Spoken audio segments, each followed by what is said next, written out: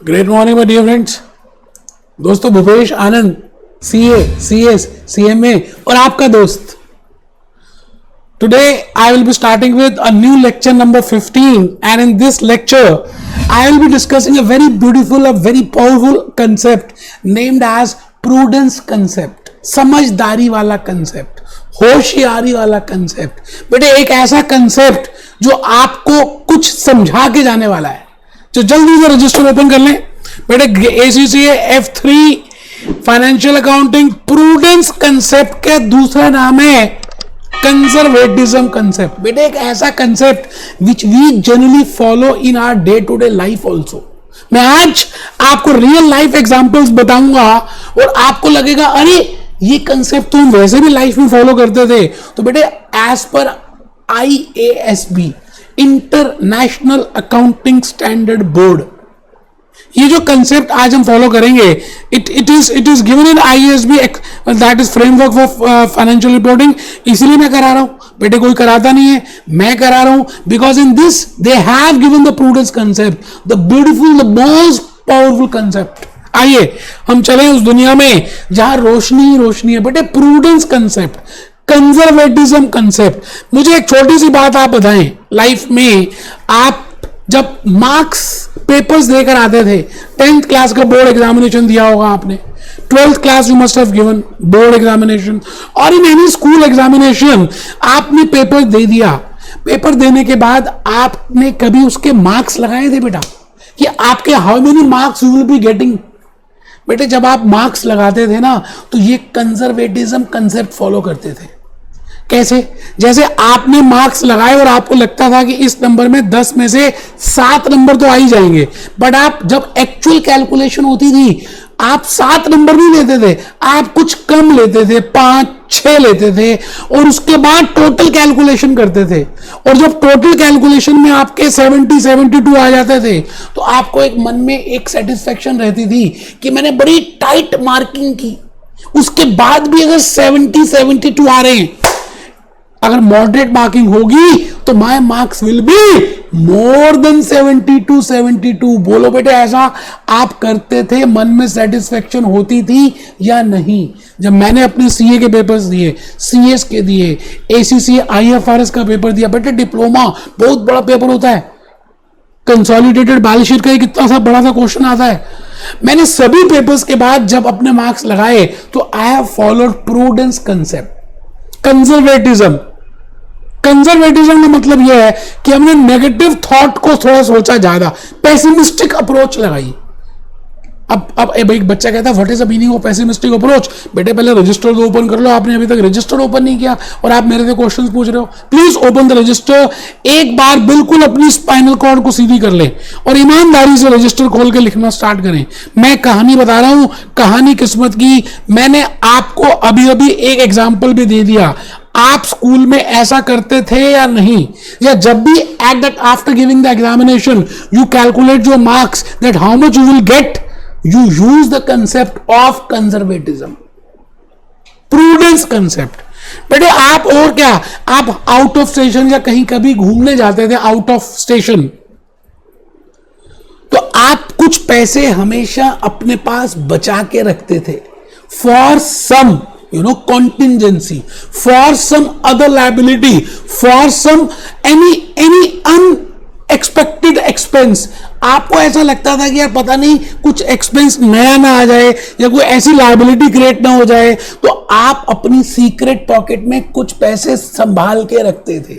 So when I say that you are following, जाने अनजाने में you are following the prudence concept, होशियारी वाला कंसेप्ट, समझदारी वाला कंसेप्ट, आप कंजर्वेटिज्म कंसेप्ट फॉलो करते थे। तो बेटे आज उसी कंसेप्ट को हमने अकाउंट्स में फॉलो करना है।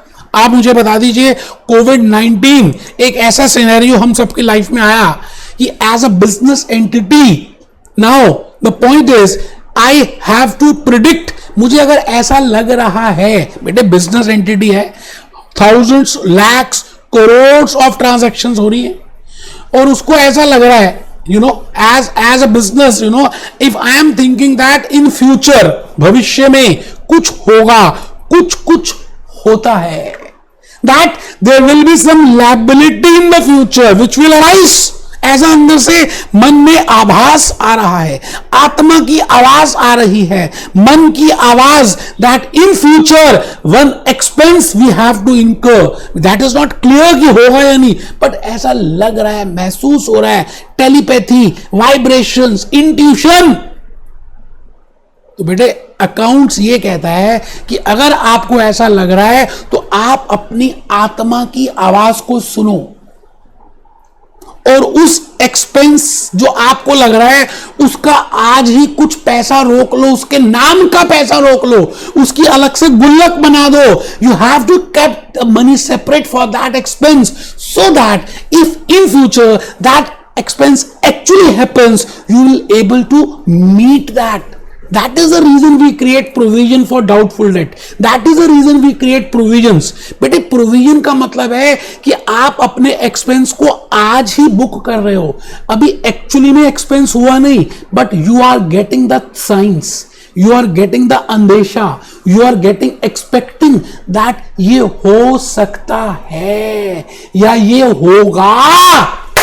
बेटे फ्यूचर तो अनिश्चित है, भविष्य अनिश्चित है. I can not predict but still I can I can expect that. तो प्रूडेंस कंसेप्ट ये कह रहा है कि अगर आपको ऐसा लगता है कि फ्यूचर में एक्सपेंस होने की संभावना है तो आज ही उसकी अलग से एंट्री पास करके आप आज ही जनरल एंट्री पास करें and create a provision for that. But इसके ऑपोजिट है बेटा इनकम. एक बच्चे को नींद आ रही थी, वो कहता क्या ऑपोजिट है बेटे? मैंने कहा इनकम बिल्कुल इससे ऑपोजिट है. अगर आपकी आत्मा की आवाज, मन की आवाज ऐसी आ रही है कि आपको फ्यूचर में बेनिफिट होगा. सपोजिकली मैं अपनी बात करूं, we are in digital classes after Covid, we are getting huge orders.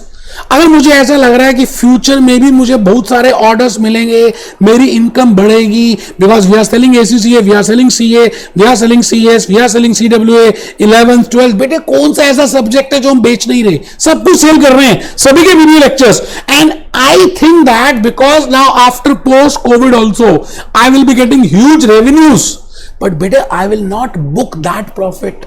मैं उस प्रॉफिट को तब तक बुक नहीं करूंगा जब तक वो एक्चुअली में घटित ना हो जाए, जब तक वो एक्चुअली में घटित मतलब एक्चुअली में अकर ना हो जाए. I will not record that, because if I will record that profit ultimately I can book any expense and I will expense then और एक्चुअली में बना हुआ फिर. अब आप मेरी बात समझ गए बेटे, ये दो तरफा छुरी है. एक्सपेंस के लिए तो ग्रीन सिग्नल है. Whenever you think that there is expense, आपको फटाफट प्रोविजन बना देनी चाहिए. But for income there is a red light for that. Even if you think that there is a income, there is a 100% certainty, still it will not be recognised as income unless and until it is actually happen. मेरी बात समझ गए?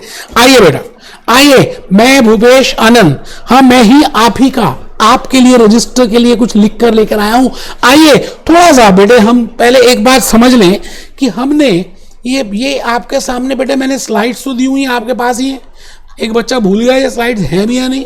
बेटे इस समय मैं concept number 6 कर रहा हूं और मैं लास्ट में हूं अकाउंटिंग कंसेप्ट्स में, कंसेप्चुअल फ्रेमवर्क के. ये सभी slides PPTs I have done the hard work और मैंने आपको दे दिए हैं.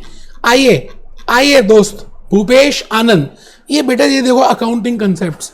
बिकॉज यहां पर कुछ मैटर कम लिखा है तो मुझे लगा कि कुछ ज्यादा देना चाहिए, तो बेटा मैंने हैंड रिटन स्लाइड्स भी प्रिपेयर किए हैं. हम टेलीग्राम में भी इसको डाल रहे हैं, अपने ब्रॉडकास्ट व्हाट्सएप ग्रुप में भी डाल रहे हैं. तो अगर आप उस टेलीग्राम में ज्वाइन करें तो ऑटोमेटिकली आपको सब मिलना स्टार्ट हो जाएगा. यूट्यूब के हमारे वीडियो के नीचे वो टेलीग्राम का हमने चैनल का लिंक डाला हुआ है, आप डायरेक्टली उस टेलीग्राम के ग्रुप को ज्वाइन कर सकते हैं. मैं इस समय ये कर रहा हूं, prudence is the exercise of caution, होशियारी, समझदारी. तो आइए जल्दी से लिखेंगे. मैं जो बताना चाहता हूं आपके सामने, profit should not be recorded until realised. बेटे प्रॉफिट के लिए तो मैंने कहा ना रेड लाइट है. अब आपको लॉजिकली बात समझ आ चुकी है जो मैं कहना चाह रहा हूं. बट ऑल लॉसेस, अब ना तो लॉस हो गया ना प्रॉफिट हुआ, ये तो भविष्य की बातें हैं, मुझे अंदेशा हो रहा है, I thought that, I expect that, मन की बात, आत्मा की बात, मुझे ऐसा लग रहा है, इंट्यूशन हो रही है, बेटे हुआ कुछ नहीं अभी, बट आपको महसूस हो रहा है। ठीक है जी, इन but all losses even those which have a remote possibility are to be provided. बेटे ये देखो, प्रोवाइडेड का मतलब क्या है, इसकी गुल्लक बनाओ और इसमें पैसे डालने शुरू कर दो, अलग से गुल्लक बनाओ, अलग से गुल्लक, अलग से गुल्लक, अलग से गुल्लक, सभी एक्सपेंसेस जो आपको लग रहे होंगे उन सब का अलग से प्रोविजन बनाओ और उसमें पैसे डालने स्टार्ट कर दो। बेटे मैं आपको बस एक छोटा सा रूल ऑफ थंब बता रहा हूं, ये कंसेप्ट भी छोटा सा है, बेटे रूल ऑफ थंब क्या है, एसेट्स और income should not B overstated. अब ये मैं देखूंगा कि क्या मतलब है, ये क्या कहना चाह रहा हूं। बेटे हमारे पीछे हम लॉजिकली ये कह रहे हैं, जो balance sheet which I am preparing, the balance sheet which I am preparing और the income statement which I am preparing, I should not overstate my assets or income, because if I will overstate my income, ultimately it will show more profit and ultimately it is not giving a true and fair view. So the point is, only those incomes which you think that actually they have occurred, no future expectations, liabilities and expenses should not be understated। ठीक है जी, अब मैं आ गया जी examples में। बेटे अब ये life में हम फॉलो करते हैं, जैसे मैंने आपको आपका रियल लाइफ एग्जांपल दिया, स्कूल के एग्जामिनेशन के बाद आप मार्क्स लगाते हैं तो you follow conservatism, out of session जाते हैं तो you follow conservatism, even in accounts, in closing stock valuation. बेटे अलग से एक चैप्टर करने वाला है इन्वेंटरी, उसमें हम डिस्कस करेंगे there are different methods to value that inventory, and there is one concept as per IFRS that it can be valued at cost price or market price, whichever is low. Now why low, why not more?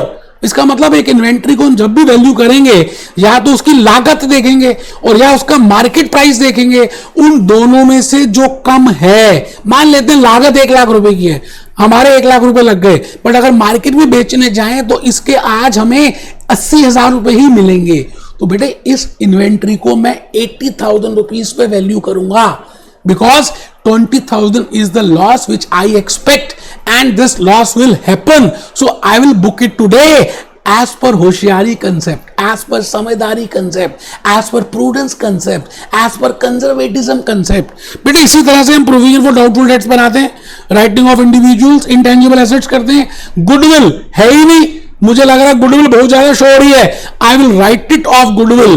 बेटे intangible का एक अलग से chapter है जो हम discuss करेंगे, मैं अभी डिटेल में नहीं जा रहा, because my discussion is what is the meaning of prudence concept.